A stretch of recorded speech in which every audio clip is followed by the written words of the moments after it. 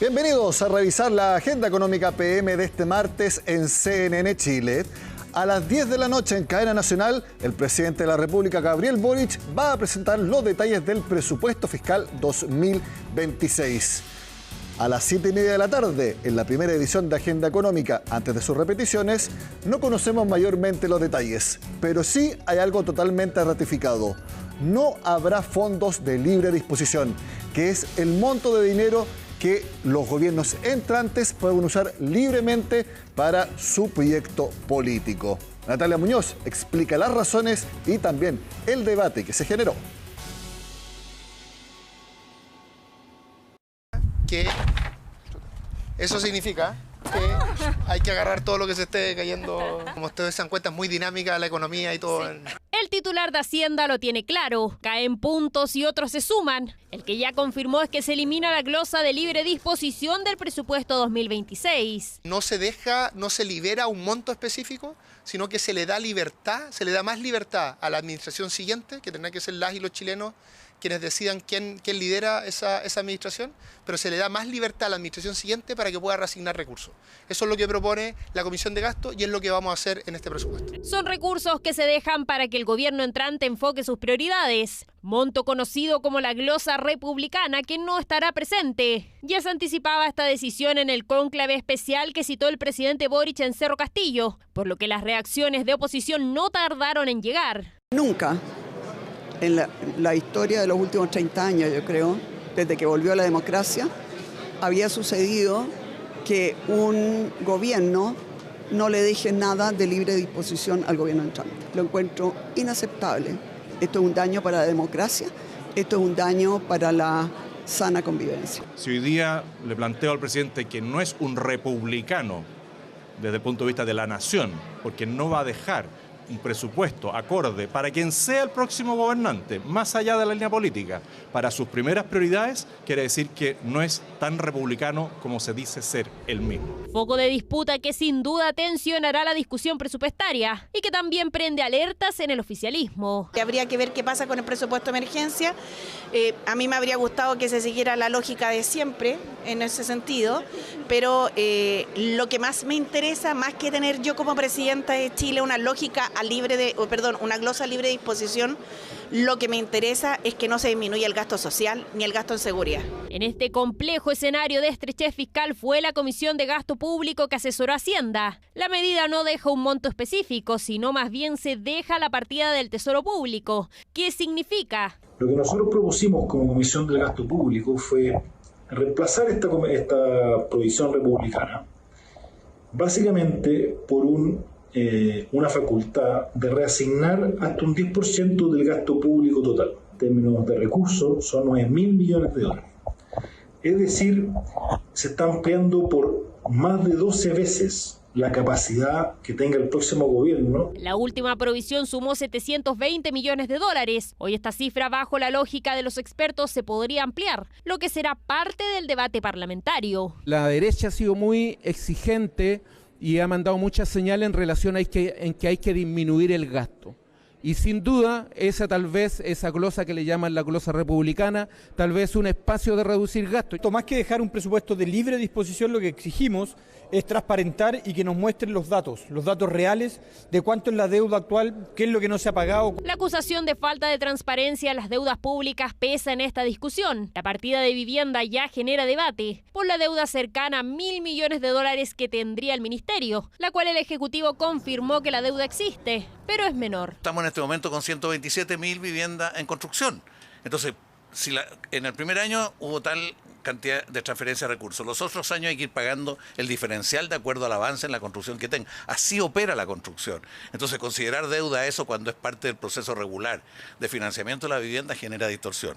Respecto a que hay atraso en algunas deudas, lo ha habido. La cifra real es menos de un décimo, un noveno de ese valor y hemos sido muy categóricos en esto, tal como se ha hecho todos los años y como se hace seriamente la política pública en Chile, esos compromisos van a ser saldados prontamente. Vivienda es una de las 3 carteras que más crecerán en este presupuesto, que ya anticipa una muy acalorada discusión. Seguimos hablando de gasto fiscal porque, tal como lo pudieron ver ayer en Agenda Económica, uno de los integrantes del Centro de Estudios Públicos que desarrolló el informe de cuánto se podría bajar solamente por vía administrativa, es decir, solo por decisiones del Poder Ejecutivo, señaló que como máximo ellos estiman que podrían reducirse 3.500 millones de dólares. Un punto del PIB aproximadamente, uno lo puede aproximar a algo así como 3.500 millones de dólares. Ah, perfecto. Entonces sí, o sea, efectivamente, si uno considera el hasta, o sea, nosotros hicimos dos escenarios, el escenario como más bajo y un escenario alto, pero efectivamente las medidas administrativas relacionadas con ahorro fiscal, en el fondo, tienen que ver con esa magnitud, sí. Como estamos en agenda económica, quiero que vayamos atrás en el calendario, específicamente a una entrevista que le realicé a la ahora candidata oficialista Janet Jara. En ese entonces era candidata del Partido Comunista para las primarias. Y uno de los temas que abordamos fue cuánto como máximo subirá la deuda pública de nuestro país. Actualmente está en 42% del PIB. Fíjense lo que dijo en esa ocasión Janet Jara. Nosotros hemos visto distintas, yo diría, proyecciones macroeconómicas para los años que vienen. Primero queremos incrementar el esfuerzo que se hace en torno a tener un PIB tendencial que sea mayor del 1,8 al 2030. Lo segundo, mantener por bajo el 42% siempre la deuda pública me parece algo razonable. Ese sería el techo que usted no pasaría, 42%. Sí. Y por otro lado, yo diría que una cosa relevante que se conversa poco, pero que es volver a poblar los fondos de reserva que tiene Chile.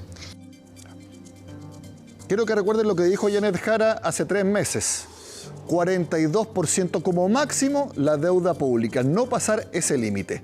Bueno, pocas semanas después, y ya habiendo ganado la primaria, estuvo acá el encargado económico del programa, Luis Eduardo Escobar. Fíjese respecto a lo que dijo a ese punto, respecto a la deuda pública.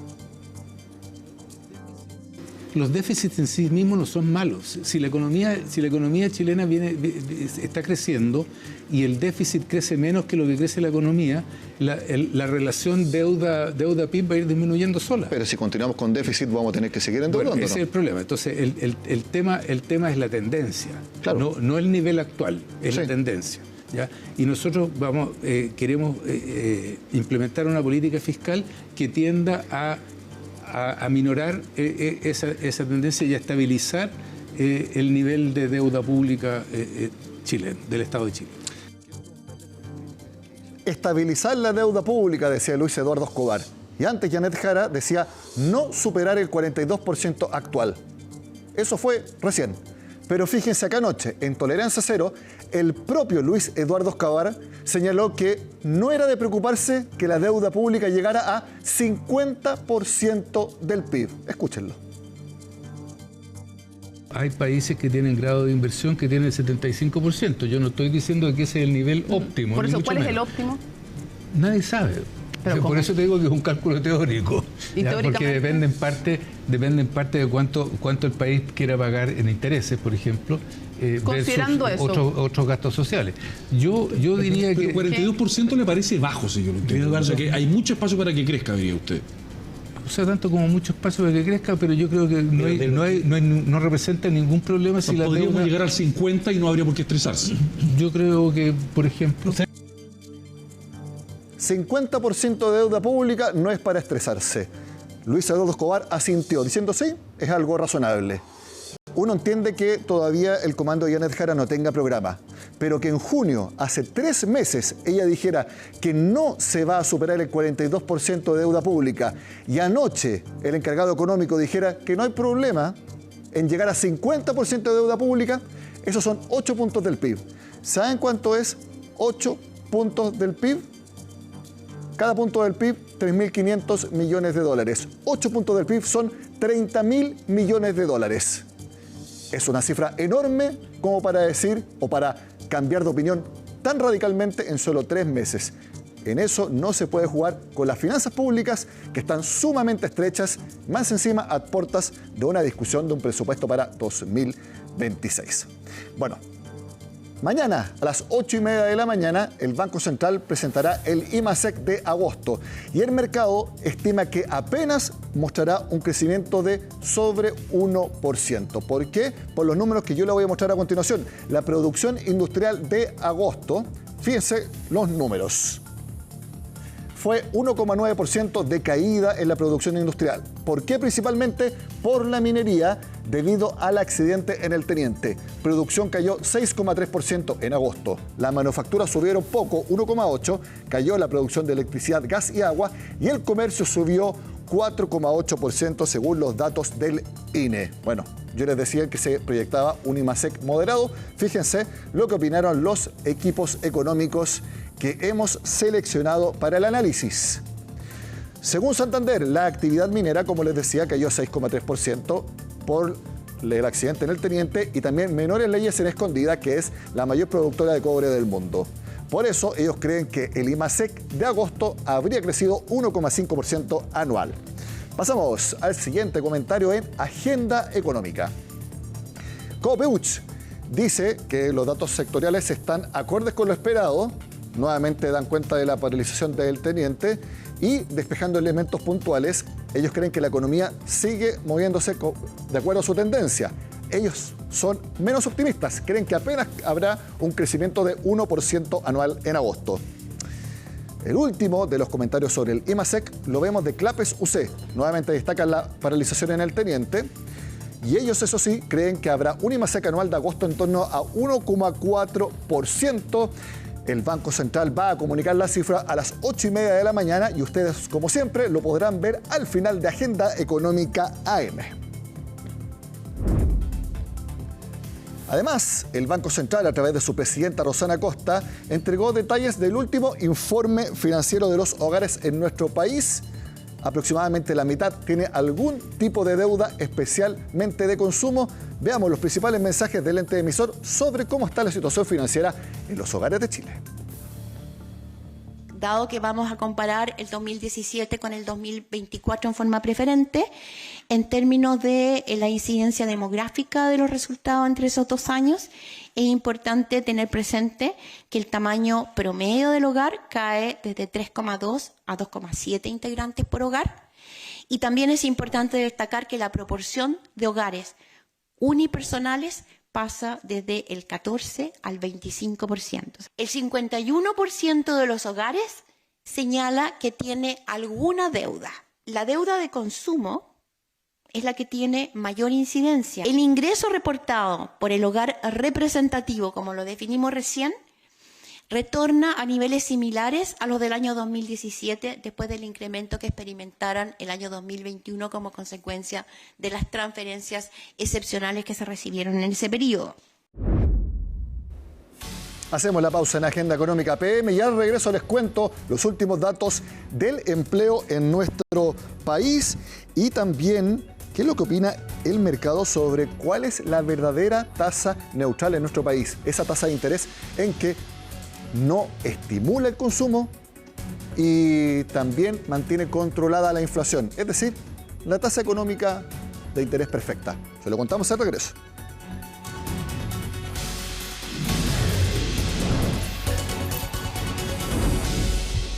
Una vez más bajó el desempleo en nuestro país. Según el INE llegó a 8,6%. Eso sí, Pilar Gutiérrez nos cuenta que las cifras hay que verlas con detalle porque tiene aspectos positivos, pero también algunos negativos.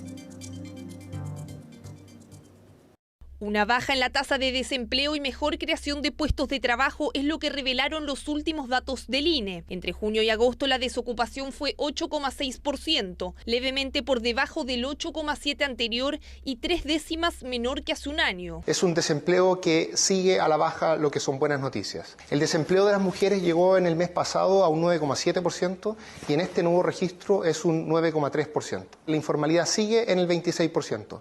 Este es el valor más bajo que tenemos en nuestro registro histórico. Lo que solíamos tener en la situación pre-estallido y pre-pandemia era una informalidad en torno al 29%. Si bien la tasa de desocupación da cuenta de una mejora en los últimos registros, los expertos advierten que en perspectiva histórica la cifra sigue siendo alta. Estamos lejos todavía de los niveles de prepandemia, que estaban en un 7,4, comparado con este 8,6 actual, necesitaríamos crear cerca de 120.000 empleos más para llegar a niveles de prepandemia. Así y todo, la creación de 120.000 empleos en un año es ciertamente una muy buena noticia. Y es que el INE informó que las personas ocupadas crecieron 1,3% los últimos 12 meses, equivalente a 120.333 nuevos puestos. Esa alza se explica sobre todo por las actividades en la salud, la industria manufacturera y las comunicaciones. Por otro lado, hubo un descenso en la ocupación en la administración pública y también en la construcción. Los datos del mercado laboral son positivos marginalmente respecto de los meses anteriores. No obstante esto, los indicadores básicos siguen presentando una situación del mercado laboral preocupante. Todavía nos faltan 275.000 empleos para llegar a la tasa de ocupación prepandemia. Llevamos 32 meses seguidos con donde la tasa de desocupación es de 8% o más. Es una situación básicamente de preocupación y de crisis del mercado laboral. Otro factor que los especialistas dicen habrá que monitorear de cerca es lo que ocurre en algunos sectores específicos, como el comercio y la construcción, actividades muy intensivas en generación de empleo y que han mostrado debilidad en los últimos registros. En la construcción, por ejemplo, los ocupados bajaron 2,4% en un año. Se mantiene en una situación muy crítica. En el país estamos hablando de cientos de miles de personas sin empleo y en el sector construcción son del orden de 200.000 personas sin empleo.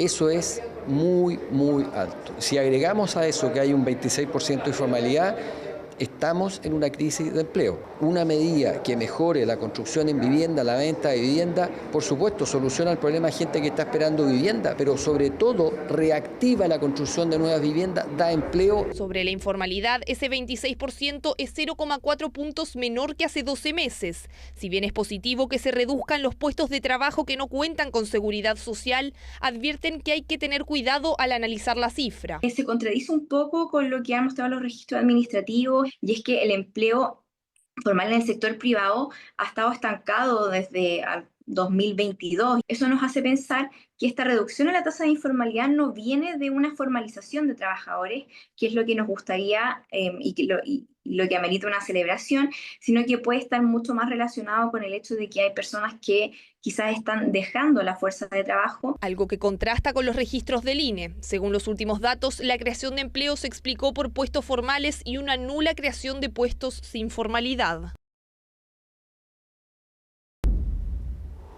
Así como las proyecciones del IMASEC, también queremos ver los análisis que se hicieron en el mercado luego de las cifras de empleo que publicó el INE. Veamos a continuación también frases y opiniones destacadas. Partimos nuevamente por Santander, que cree que el mercado laboral ha mostrado una mejora en el margen, con 2 meses consecutivos de fuerte creación de empleo. Sin embargo, una parte importante sigue concentrada en el empleo por cuenta propia, lo que sugiere que la reciente recuperación aún no consolida un dinamismo robusto en el empleo asalariado formal. El siguiente análisis es de Scotiabank. La tasa de desempleo bajó a 8,6, cifra que sorprendió positivamente, ya que hubo una mayor creación de empleo que el alza en la fuerza de trabajo. Se crearon 20.000 empleos en sectores y empresas formales, mientras que el empleo informal apenas aumentó en 5.000. Anualmente se crearon 120.000 empleos, el mejor resultado desde principios de año. Terminamos con Copeuch.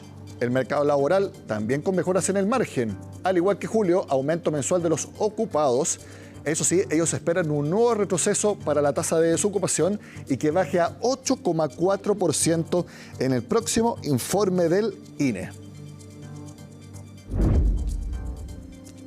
Seguimos hablando de empleo en Agenda Económica PM porque continúa el debate sobre la regularización de migrantes para el empleo en el agro. También lo comentó anoche en Tolerancia Cero el asesor económico de Janet Jara y hay más opiniones precisamente de los productores del agro. Veamos ambas expresiones. Yo creo que es bastante razonable. Se pondría término a esto de que los trabajadores entran a Chile, se ponen a trabajar y que 6 meses después todavía no tienen la visa temporal, ¿ya? Eso es un problema burocrático. No es de que no se pueda hacer, digamos, es simplemente de que los sistemas que diseñamos para hacerlo no funcionan. Porque la propuesta de Walker fue regularizar a los que están. Exactamente. Sí, yo lo que le escuché a Walker esta mañana, estuvimos en reunión con él, es que ellos saben exactamente quiénes son las personas que trabajaron con ellos en el pasado y que les gustaría recontratar. A eso a mí me parece que lo más lógico es registrarlo y legalizarlo.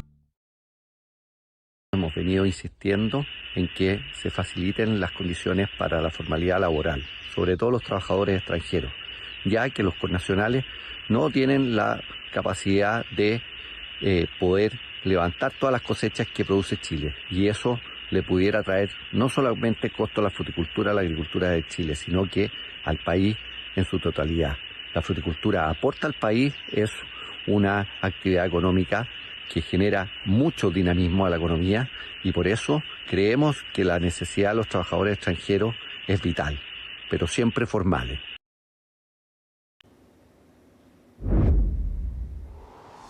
La tasa de interés neutral se define como aquella que no impulsa la actividad económica ni tampoco que la hace menos atractiva, por ejemplo, para créditos de consumo. Antes se estimaba que esa era en torno a 4,75%, que es la actual, 4,5%, incluso algunos llegaron a decir 4%. Esa fue la última estimación de mercado. Sin embargo, debido a que la inflación subyacente, que la hemos tocado acá en el programa, ha sido más persistente y es más elevada de lo que se creía, también subió el nivel de tasa de interés neutral según el mercado. ¿En cuánto la ven? 4,25%. ¿Por qué? Por las cifras que yo les voy a comentar a continuación. Estas son respuestas de la encuesta de operadores financieros que hace el Banco Central. El banco le pregunta a operadores financieros. Esta no es el Banco Central hablando, ¿ya? Para que quede claro. Ellos creen que en la próxima reunión de octubre la tasa de interés se va a mantener en 4,75%. Para diciembre habría un recorte a 4,5%. Y de ahí no habrá más cambios ¿hasta cuándo? Hasta abril del próximo año, para cuando baje a 4,25%.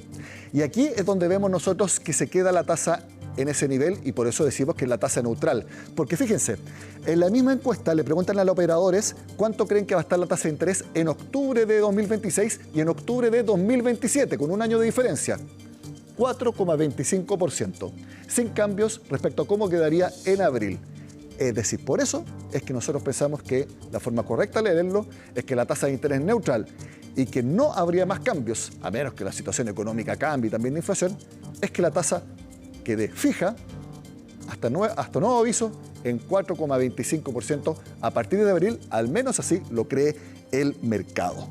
Bueno, sigamos hablando de tasas de interés porque hay cambios en todas las tasas de mercado y para bien. ¿Por qué? Porque bajaron las tasas hipotecarias de consumo y también las comerciales con las que se endeudan las empresas.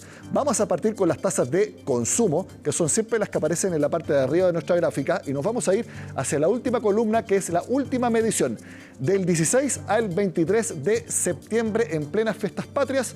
Fíjense, las tasas de consumo bajaron más de 4 puntos porcentuales completos, de 25,98 a 21,36% promedio. Esas son las tasas de consumo. Ahí las vemos. Ahí están. Tasas comerciales de empresas bajaron de 9,24% en una semana a 8,13%, más de un punto porcentual completo también. Tasas comerciales a empresas. Las tasas hipotecarias también bajaron, pero solamente 4 centésimas a un promedio de 4,24%. Al menos van bajando, aunque tampoco de manera muy drástica. Veremos si este adelantamiento de los subsidios hipotecarios, de los beneficios a ese subsidio que anunció el gobierno, tiene algún efecto acelerador en que sigan bajando las tasas hipotecarias. Muy bien, con esta información terminamos la agenda económica PM. Yo creo que a esta altura ya no es ninguna sorpresa de lo que veremos mañana. El programa completo dedicado a 3 temas. El presupuesto 2026, el informe de finanzas públicas que tiene que también entregar el gobierno mañana y el IMASEC de agosto. Ok. Y vamos a tener otra sorpresa. Véanlo mañana en la Agenda Económica PM. Y ahora sigan con nosotros acá en CNN Chile.